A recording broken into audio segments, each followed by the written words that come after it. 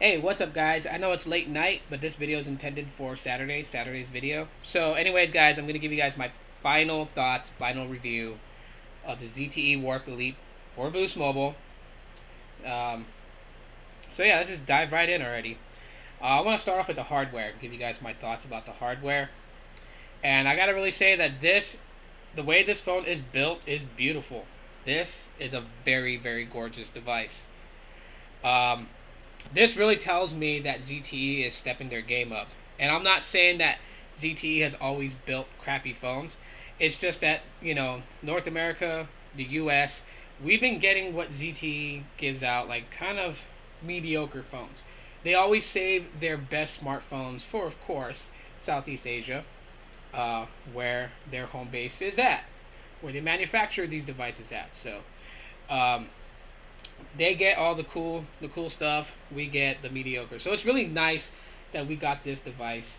Boost Mobile got it, and so we get to experience all the goodness of this, and it's built very well to me. Okay, like I'm not one person that wants everything to be made out of aluminum. Okay, I'm not trying to carry a Coke can in my pocket all the time, and I know some people are like, aluminum devices hold up to everything. Yes, I get it too, but if the manufacturer can build a device out of plastic and build it, to withstand some abuse, that's always great.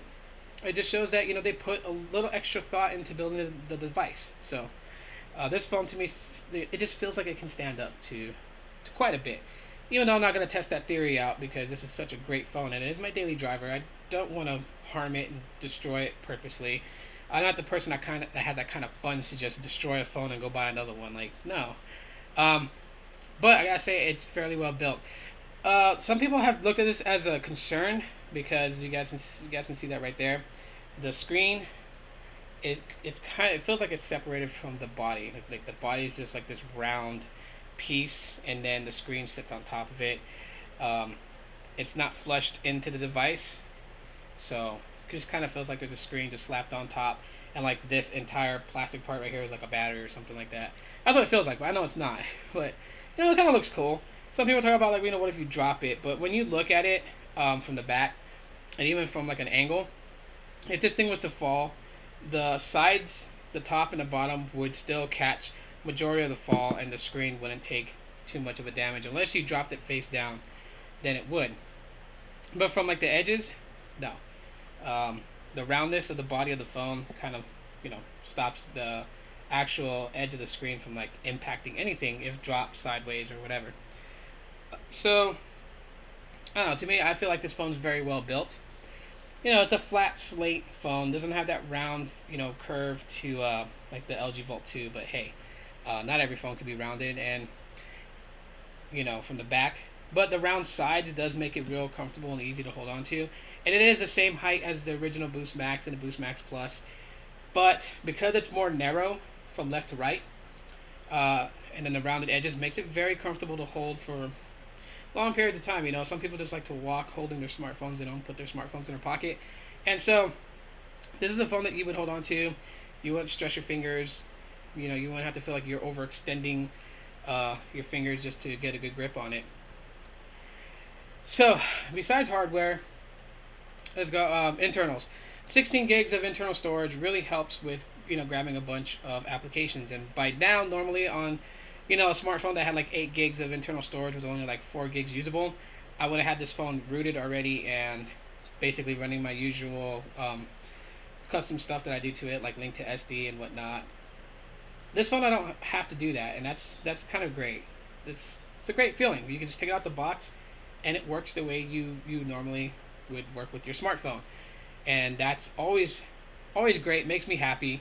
So definitely 16 gigs of onboard storage, perfect for as many apps that I download. I'll show you guys like how many apps I have from page to page. Okay, so I use quite a bit of apps, games, mostly social networks, social media, stuff like that. So, but yeah, and I still have. Let me see real quick. Go to my storage real quick, and I'll tell you guys how much storage I still have left. Let's see. Wait for it to calculate. And really, I haven't really moved a lot of apps to SD. Okay. Right, so the system itself took up about 5.62 gigabytes. And I've already used 6.58 gigs, that includes games. And I have 3.80 gigabytes left of storage. Mostly all the apps are on the internal storage. I don't have anything really moved over to the SD card except for the games. Most of it's attached data that downloads after you install the app. Most of that is on the SD card. Everything else is on the phone, and just just that little bit, well, not little bit, but 3.80 gigabytes left. That's like the same internal storage you get like with the original Vault before you install apps. So all the apps that I want to use is already on my phone, and I still have 3.80 gigabytes usable to download other stuff if I wanted to, which I may or may not. There's always new apps that come out every day, so the 16 gigs really makes it awesome. The 2 gigs of RAM really does help, maintaining how these apps function in background, and just how you interact with the applications themselves. So for that, just 16 gigs of onboard storage, 2 gigs of RAM, that's pretty cool.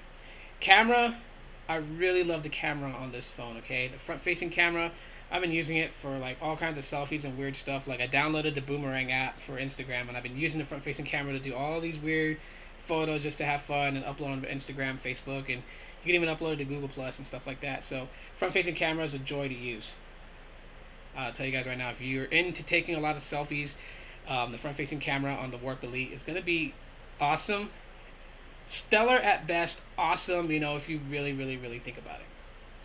The 13 megapixel camera on the back is great for shooting, sunsets, just things I like to take pictures of, family, video of my kids. So 13 megapixel camera, pretty awesome. Can't argue, right? I know there's other phones out there that got like 20 megapixels, 21 megapixels, but 13 on a budget device is pretty cool. Gaming on here is stellar as hell. I've been playing a couple of games like Deer Hunter 2016, Speedy Ninja, Angry Birds 2. Those are what I've been playing right now. I got Angry Birds 2. I have Deer Hunter 2016,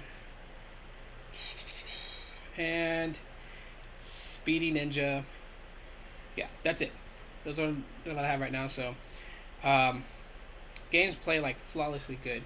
No glitching at all whatsoever from what I've experienced. And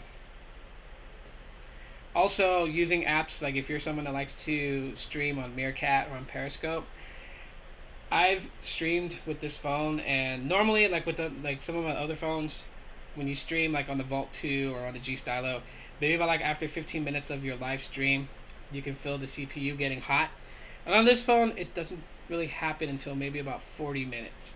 40 minutes on this device, and then I did notice that the CPU on this side was starting to get a little warm, where you can kind of feel it if you press your hand up against it. But nothing as hot as like what the G Stylo did when I was streaming for like 20 minutes. It would be like really hot.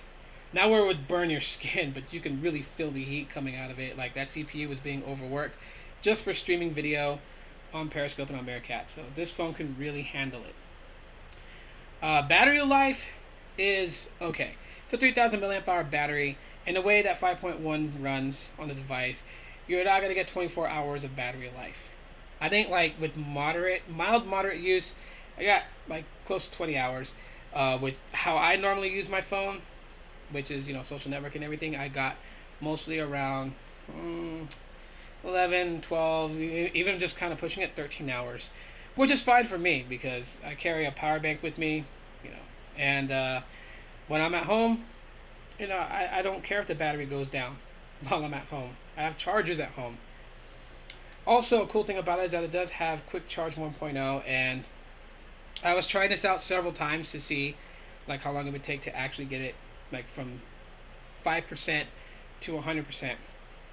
And the multiple times that I did it, I can say, just to kind of round it off, that it takes me about an hour and 22 minutes to get it from 5% to 100% on the charger that came with this device. If I've used on any other regular charger, it takes like about close to like 2.5 hours.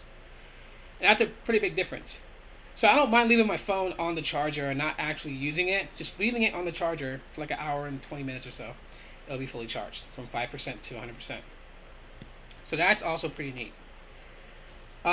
Closing out this video, all in all, guys, this is, I gotta say, besides the G Stylo, which is, still, on my top 5 list, favorite devices from Boost Mobile. And this also sits on that same pedestal. This I consider to be also my favorite device. Sorry about my dog barking. But also one of my favorite devices on Boost Mobile. As a matter of fact, has not had me really not homesick, but phone sick to switch to another device. It's been really, really, really awesome using the Zte Warp Elite. Now, if you're looking to get a new device, I know like the G Stylo is one, phablet. The G Stylo is a phablet on Boost Mobile. The Boost Max Plus and the Zte Warp Elite. And if you were to ask me right now which device would I suggest for anyone to pick up, it would definitely be this. I really wouldn't see a reason for anyone to pick up the Boost Max Plus, even though it seems like it's going to be a great device. I don't own one. It has almost the same specs as the Warp Elite, except for the cameras. The cameras are the two things that the Boost Max Plus doesn't have. And if you're into taking pictures and stuff like that, the Boost Max Plus has the same cameras as the original Boost Max, which is a 1 megapixel front-facing shooter and an 8 megapixel rear camera. While this one has a 5 megapixel front-facing shooter and a 13 megapixel rear camera. Come on now. And it costs less. The Boost Max Plus goes for $199, and this goes for $179.99. So come on now. The obvious choice between those two phones, I would say get the Boost Warp Elite. Boost Warp Elite. Zte Warp Elite. I was kidding there. But yeah, definitely get the Zte Warp Elite over the Boost Max Plus would be my suggestion to anyone who asks me. Now, between this and the G Stylo, the G Stylo has some very great features. If you love LG's UI, if you want to have a built-in stylus to do some various gestures, if you want multi-screen usage, then yeah, definitely get the G Stylo. This does not offer multi-screen or multitasking screens. If it comes to like power, performance, and specs, if you're heavy into specs, you need the best specs, then the Zte Warp Elite is going to be the best option over the G Stylo. It's got that 16 gigs of onboard storage, 2 gigs of RAM, which some people generally look at those specs and think automatically that that is going to make the phone the best. Where there's always workarounds and things like that too. So if you're willing to actually mod your device, then the G Stylo is going to be where it's at. But if you don't want to mod your device, if you just want to take it out the box and have great specs, Zte Warp Elite is where you want to go with it. Battery life between the G Stylo and the Zte Warp Elite is the same. I get the same amount usage. Both have 3,000 milliamp hour batteries, and both hold a charge similarly on how I use my device, which I get anywhere between 10, 11 to 13 hours, depending. So that's pretty much it for my final thoughts on the Zte Warp Elite. If I'm going to rate it 5 stars straight across the boards, I just had a great experience with this device. And it's kind of helped, because I do want to hold off purchasing any other devices until 2016 when the newer ones for 2016 come out. So this, this has really it's held me down to stick with it. So that's always a great thing. But that's pretty much it for this final review. If you guys enjoyed it, leave me a thumbs up. Subscribe if you have not. Share this video. I know it's pretty long. It's like, almost 15 minutes, and that's, for me, a good final review should be about that long of a video. And yeah, 5 stars for this device. Again, just to close it out, 5 stars all across the boards. And definitely a great device to pick up, and especially right now since they have that promotion that if you're a current Boost Mobile customer longer than 60 days, you can actually get $100 off the original price. So it'd be $79.99 for the Zte Warp Elite. So again, a steal.